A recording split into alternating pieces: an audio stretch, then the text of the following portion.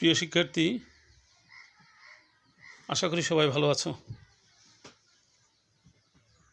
আমি মোস্তাফিজুর রহমান, প্রভাষক বাংলা, সরকারি ইকবাল মেমোরিয়াল কলেজ।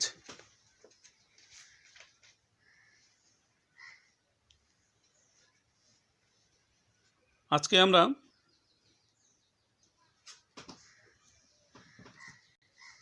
একাদশ শ্রেণীর বাংলা গদ্য থেকে চাষার দুঃখ আলোচনা করব।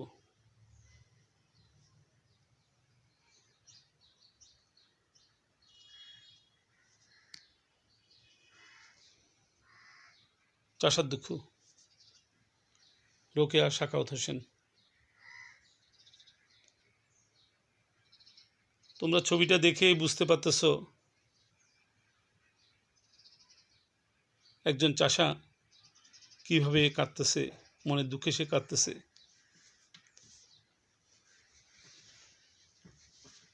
এই কান্না তার যুগ যুগ ধরে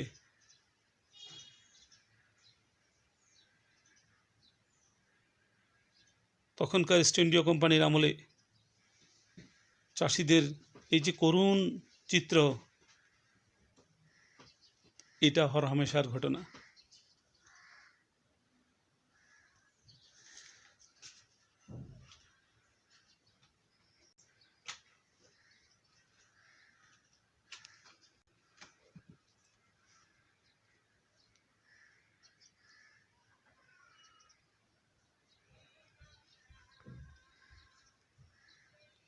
রোকেয়া সাখাওয়াত হোসেন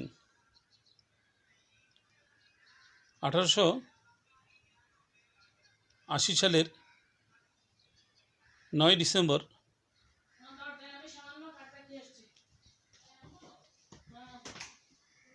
রংপুর জেলার মিঠাপুকুর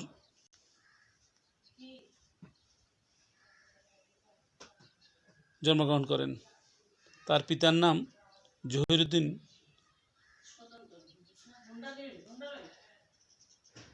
আবু আলী হায়দার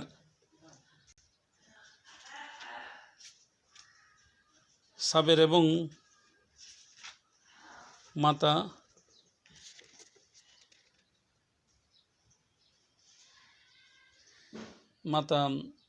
রাহাতুন্নেসা চৌধুরী। তার প্রকৃত নাম রোকেয়া খাতুন।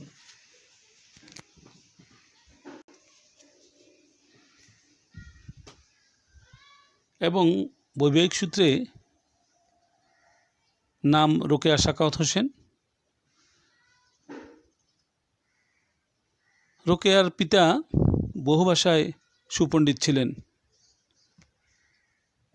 তবে মেয়েদের শিক্ষার ব্যাপারে তিনি খুবই রক্ষণশীল। বড় ভাই বোনের সহচর্যে রোকেয়া বাংলা ও ইংরেজি ভাষা ভালোভাবে রপ্ত করেন।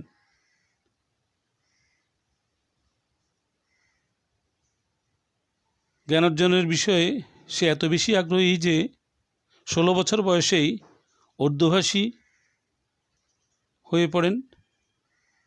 তিনি বিবাহ বন্ধনে আবদ্ধ হন 1898 সালে। তৎকালীন ডেপুটি ম্যাজিস্ট্রেট ছিল তার স্বামী। রোকেয়া বাংলা গদ্যের বিশিষ্ট শিল্পী। সমাজের কুসংস্কার ও জড়তা দূর করার জন্য তার হাতে এই পাণ্ডিত্যপূর্ণ হৃদয়গ্রাহী তার গদ্য রচনায় তার প্রমাণ। তার সব রচনায় সমাজ জীবনের গভীর উপলব্ধি উচ্ছ্বসিত হয়েছে। মতিচোর ও অবরোধবাসিনী তার তাৎপর্যপূর্ণ গদ্যগ্রন্থ।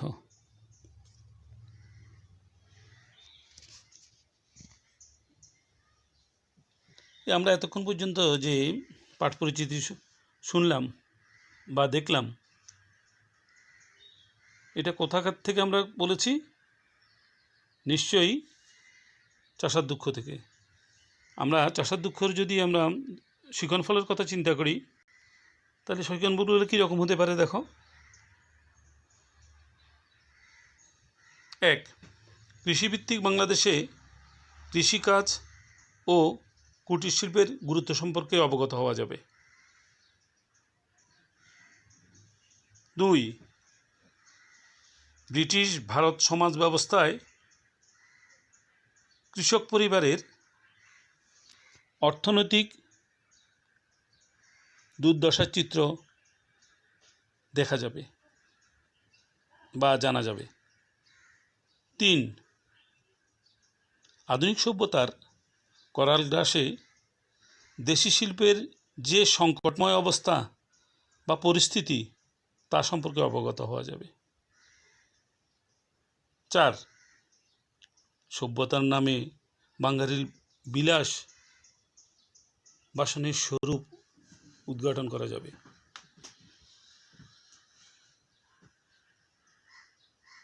5.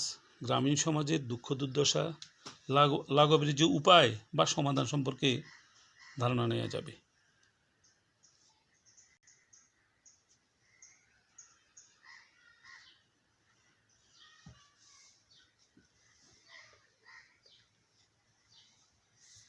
তাহলে আমরা লেখক পরিচিতি সম্পর্কে কিছু ধারণা নিলাম এবং শিকনফল কী হতে পারে সেটা সম্পর্কে বুঝতে চেষ্টা করলাম। এবার আসা যাক মূল পাঠে। মূল পাঠ সম্পর্কে আমরা যদি বলতে যাই, যে গদ্যের যে নামের ক্ষেত্রেই আমরা এর পরিপূর্ণ পাঠ সম্পর্কে অবগত হওয়া যায়। এখানে চাষার দুঃখ বলতে চাষার জীবনের যে করুণ পরিণতি, তার করুণ পরিণতির চিত্র গদ্য পাঠের শুরুতেই আমরা দেখতে পাই। জীবনের এই ক্লান্তি লগ্নে এসে তাদের যে কি করুণ অবস্থা, তার চিত্র রোকেয়া সাখাওয়াত হোসেন প্রথমেই একটি ছোট্ট কবিতার 4টি লাইনের মাধ্যমে বোঝানোর চেষ্টা করেছেন। খেতে খেতে পুড়া মরি রে ভাই, পাছায় জোটে না তেনা, বইয়ের পয়সা বিকায় তবু সেল্লা পায় না দানা। এখানে তার সন্তানেরা খেতে পায় না, বইয়ের অলংকার বিক্রি করেও তাদের খাবার জুটে না, অথচ রাত দিন সকাল থেকে সন্ধ্যা পর্যন্ত ঝড় বৃষ্টি বাদলের দিনে তারা পুড়ে জ্বলে পুড়ে ভিজে একাকার হয়ে যাচ্ছে, তবুও তাদের সামান্য একটা বাসন তাদের জুটে না, তেনা জুটে না। আমরা ক্রমশ সভ্যতর হইতেছি। তাহলে বোঝা যাচ্ছে যে 150 বছর আমাদের ভারতবাসীর লোকেরা সভ্য হতে পারে নাই, সভ্য হতে দেয়া হয়নি।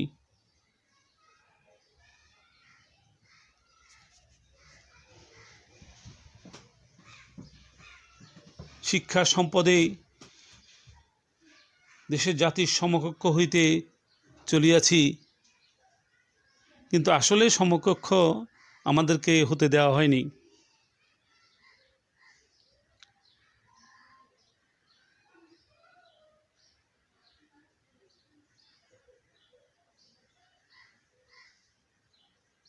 শুধু পুরো ভারতবর্ষকে কলকাতা হিসাবে চিন্তা করলে হবে না। মুষ্টিমেয় কিছু সৌভাগ্য ধনাঢ্য ব্যক্তি সমস্ত ভারতবর্ষের অধিবাসী নহে। এই যে রোকেয়া সাখাওয়াত হোসেনের সামাজিক অবস্থা প্রেক্ষাপট সম্পর্কে তার যে চিন্তা, সেটা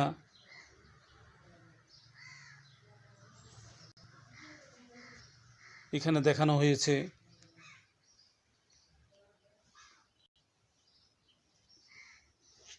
আবার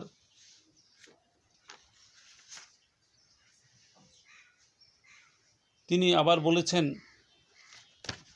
এই কঠোর মোহিতে চাষা এসেছে শুধু সাহিত্যে, আর মরমের ব্যথা লুকাই মরমে জঠর অনলে দহিতে। 25-30 বছর পূর্বে চিত্র ছিল এরকমই: মরাই ভরা ধান অর্থাৎ গোলা ভরা ধান, গোয়াল ভরা গরু, পুকুর ভরা মাছ, ঢাকার মসলিন কাপড় ছিল। অন্তত শতাধিক বছর পূর্বের অবস্থা এরকম। কৃষক রমণী স্বহস্তে চরকায় সুতা কাটিয়া বাড়ি শুদ্ধ সব্বার একখানি এন্ডি কাপড় অবাধে 40 বছর টেকে। সুতরাং তখন চাষা অন্য বস্ত্রের কাঙ্গাল ছিল না। তখন কিন্তু সেই অসভ্য বর্বর ছিল। এখন তারা সব বইয়াছে, তাই শিরে দিয়ে বাঁকা তাজ, ডেকে রাখে টাক। কিন্তু তাদের পেটে নাই ভাত। সভ্যতার সাথে দরিদ্র বৃদ্ধি হইবার কারণে রঙিন ও মিহি কাপড় হয়তো পাওয়া যায়,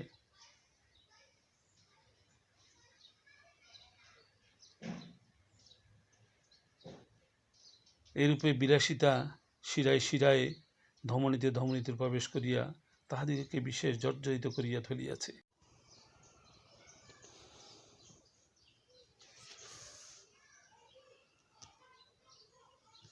তাহারা সভ্য হইয়াছে।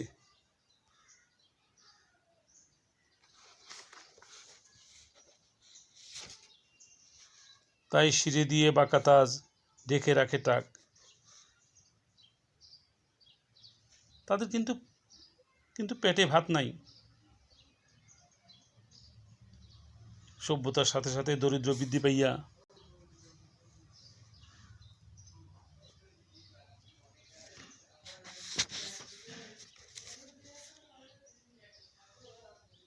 সুলভ মূল্যে বিবিধ রঙিন মিহি কাপড় পাওয়া যায়, তবে আর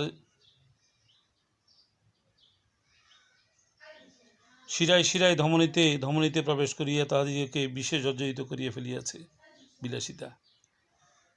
ওই যে পাছায় জোটে না তেনা, কিন্তু মাথায় ছাতা, এবং সম্ভবত পায়ে জুতা আছে, তো বইয়ের পয়চা বিকায়। কিন্তু তবু বেলওয়ারের চুড়ি থাকে। মুঠে মজুর ট্রাম না হইলে 2 পদ নড়িতে পারে না। প্রথম দৃষ্টিতে ট্রামের ভাড়া 5 পয়সা অতি সামান্য বোধ হয়, কিন্তু ওই যাইতে আসিতে 10 পয়সা লাগিয়ে গেল, এই 2 পয়সা 4 পয়সা করিয়া ধীরে ধীরেই সর্বস্ব হারাইয়া পড়িয়াছে। নিজ অন্ন পর কর পণ্যে দিলেই পরিবর্তন ধনে দুর্ভিক্ষ মিলে। বিলাসিতা ওরফে সভ্যতার সঙ্গে অনুকরণ প্রিয়তা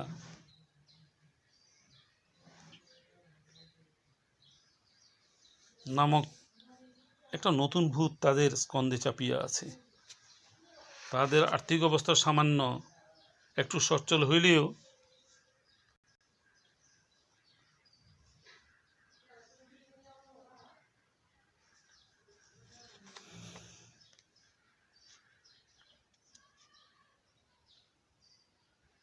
তাহারা প্রতিবেশী বড়লোকদের অনুকরণ করিয়া থাকে।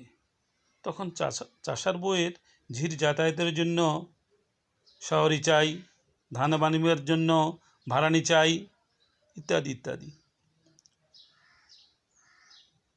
এরকম অনেক ভুরি ভুরি দৃষ্টান্ত আছে।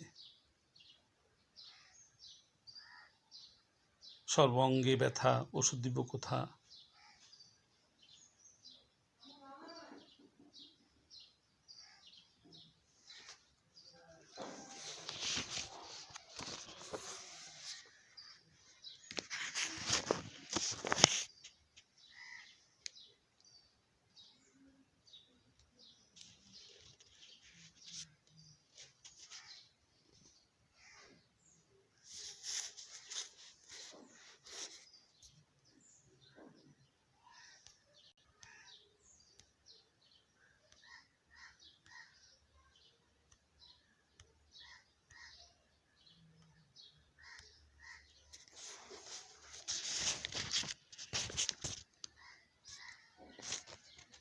এখানে বেশ কিছু শব্দার্থ টিকা আছে, যেমন ছেলা মানে ছেলে, সন্তান সন্ততি অর্থে ব্যবহার করা হয়েছে। পৈচা স্ত্রীলোকদের মণিবন্ধনের প্রাচীন অলঙ্কার। দানা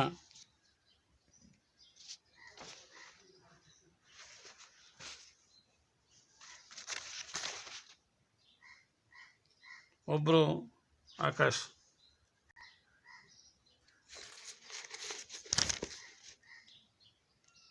ট্রামওয়ে ট্রাম চালানোর রাস্তা।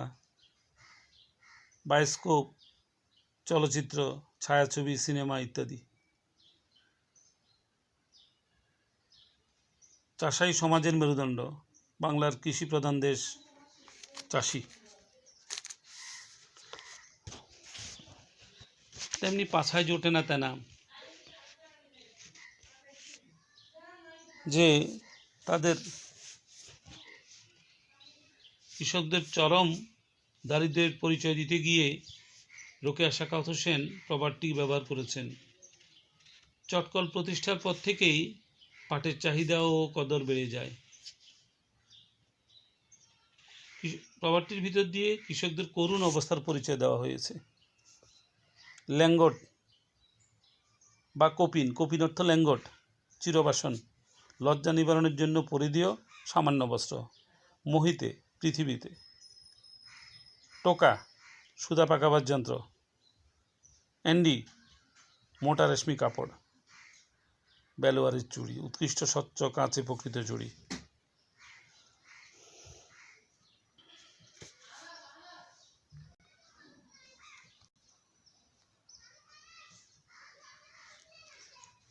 এই যে মূল পাঠটা আমরা লেখক পরিচিতি, শব্দার্থ এগুলো করলাম, একটু ধারণা হলো আমাদের। এবার আসা যাক আমরা পাঠ মূল্যায়ন।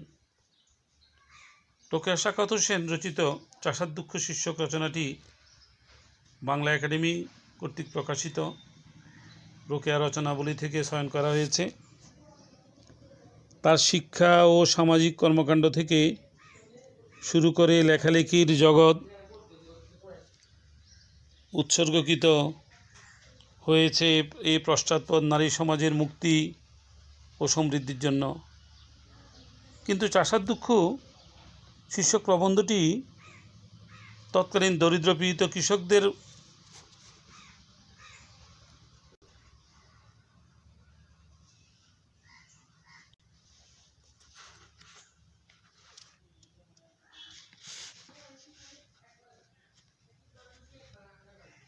বঞ্চনার মধ্যস্থ দলিল হইয়া আছে। ভারতবর্ষের সভ্যতা ও অগ্রগতির ফিরিস্তি তুলে ধরে তিনি দেখিয়েছেন সেখানে কৃষকদের অবস্থা কত শোচনীয়। পাকা বাড়ি, রেলওয়ে, ট্রামওয়ে, স্টিমার, এরোপ্লেন, মোটরগাড়ি, টেলিফোন, টেলিগ্রাফ সহ আরও কত আবিষ্কার ভারতবর্ষের শহরে মানুষের জীবন সমৃদ্ধ সচ্ছল করে তুলেছে, তার ইয়ত্তা নাই। কিন্তু সেই ভারতবর্ষের কৃষকদের পেটে খাদ্য জোটে না, শীতে বস্ত্র নেই, অসুখে চিকিৎসা নেই, এমনকি তাদের পান্তা ভাতে লবণও জোটে না। সমুদ্র তীরবর্তী লোকেরা সমুদ্র জলে চাল ধুইয়ে লবণের অভাব মেটানোর চেষ্টা করেন। ঢাকায় 25-এর চাল মিললেও রংপুরে কৃষকগণ চাল কিনতে না পেরে লাউ, কুমড়া, পাট শাক, লাউ শাক সিদ্ধ করে খেয়ে যন্ত্রণা নিবারণ করে। কৃষকদের এই চরম দরিদ্রের জন্য তিনি সভ্যতার নামে এক শ্রেণীর মানুষের বিলাসিতাকে দায়ী করেছেন। এই কৃষকদের বিলাসিতা কুটির শিল্পকে ধ্বংস করে দিয়েই আত্মনির্ভরশীলতা গ্রাম সমাজকে চরম সংকটের মধ্যে ফেলেছে ব্রিটিশ শাসক গোষ্ঠী। কৃষকদের এই মুমূর্ষু অবস্থা থেকে মুক্তির জন্য রোকেয়া সাখাওয়াত হোসেন গ্রামে গ্রামে পাঠশালা প্রতিষ্ঠার উপর গুরুত্ব আরোপ করেছেন। সবাইকে শিক্ষিত হওয়ার জন্য বারবার তাগিদ দিয়েছেন, আর গ্রামীণ কুটির শিল্পকে বাঁচিয়ে রাখার জন্য পরামর্শ দিয়েছেন। এই প্রবন্ধে রোকেয়া অসাধারণ পাণ্ডিত্য, যুক্তিশীলতা এবং চিন্তার বিস্ময়কর অগ্রসরতার প্রতিফলন ঘটিয়েছেন।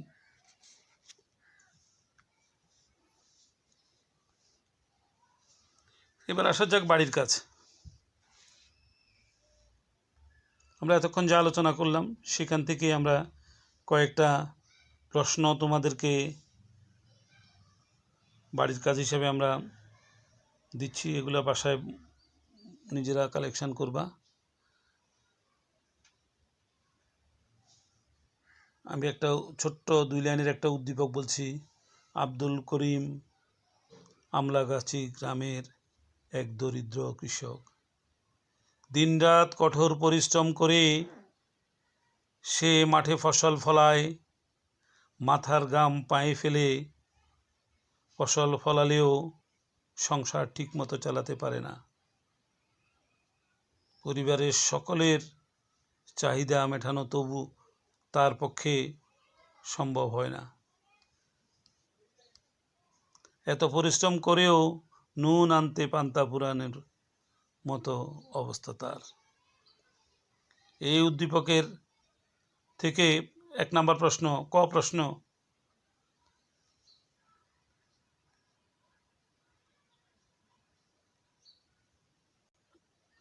একখানা এন্ডি কাপড় অবাধে কত বছর টেকে?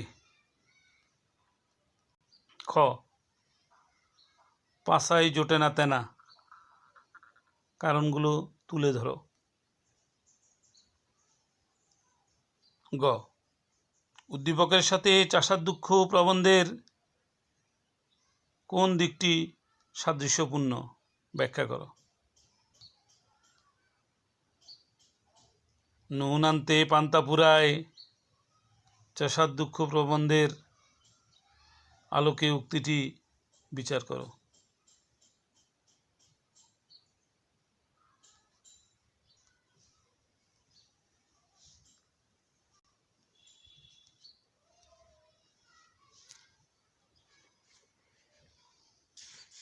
আলোচনা শেষে আমরা বলতে পারি আজকের যে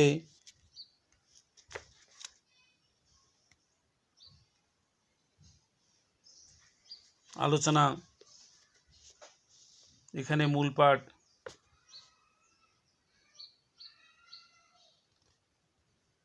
পাঠ পরিচিতি, পাঠ মূল্যায়ন, শব্দার্থ, লেখক পরিচিতির সামগ্রিক আলোচনার উপরে আমাদের আজকের ক্লাসে আমরা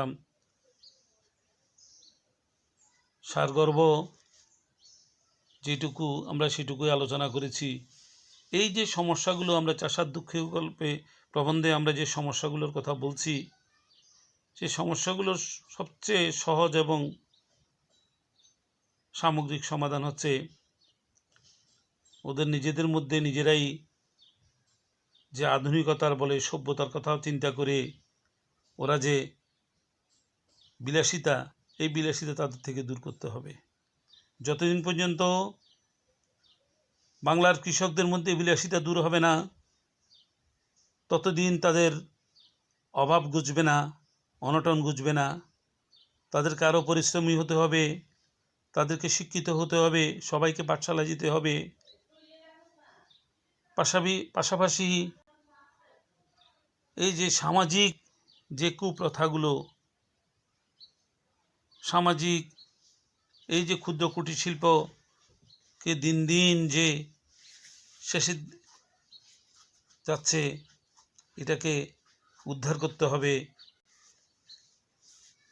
নিজেদেরকে আরও বেশি পরিশ্রমী হতে হবে এবং অধিকার সচেতন হতে হবে।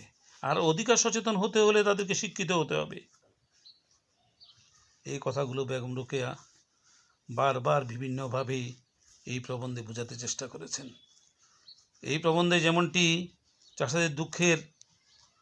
চাষাদের এই করুণ পরিণতির যেমন অবস্থাগুলো যেমন দেখিয়েছেন, পাশাপাশি তার সমাধানগুলো খুব সুন্দরভাবে তিনি তুলে ধরেছেন।